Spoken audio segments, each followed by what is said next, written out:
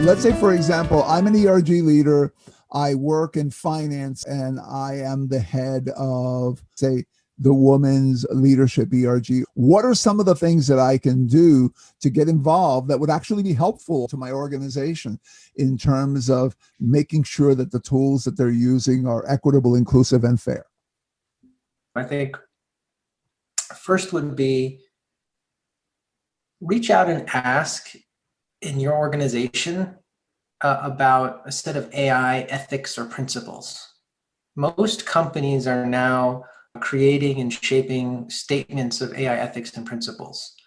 And the place to go would probably be your head of technology, maybe your privacy officer, maybe somebody in legal. There'll be different places, but that I would reach out and say, can I understand that? Can I see it? There might be blogs. Like at ADP, we've published a set of our ADP AI ethics principles.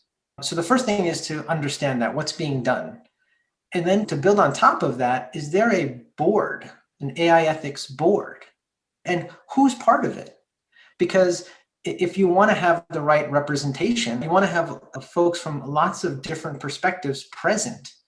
And you can ask, does this exist? If so, who's on it? What gets reviewed? And understand, can you help? Can you participate? Another lever in this in AI is what's a trend that we're seeing of how self-governance is happening within companies is around these bias impact statements. A bias impact statement is a way of articulating in a particular AI machine learning project, answer some basic questions about what you're trying to accomplish, and just create some discipline around what are the potential adverse impacts. So questions like, what is the purpose of this project? But which groups are we worried about when it comes to data error or unfair treatment or impact?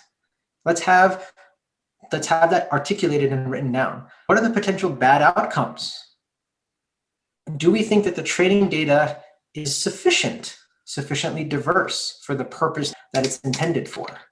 By making that a part of the process, it can then, and especially if those bias impact statements are then part of what gets of projects that are reviewed by an AI ethics board, it allows that discussions to be explicit, to have a conversation where all those ideas are on the table, and it's part of a conversation that everybody can engage in.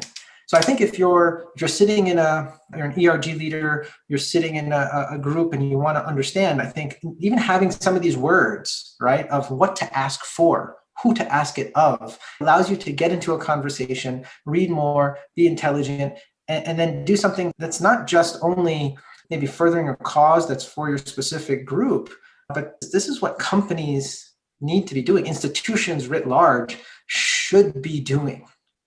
So becoming involved in the process of understanding and maybe even helping to shape some of that are some avenues that certainly can be of benefit to the organization and to all the groups involved.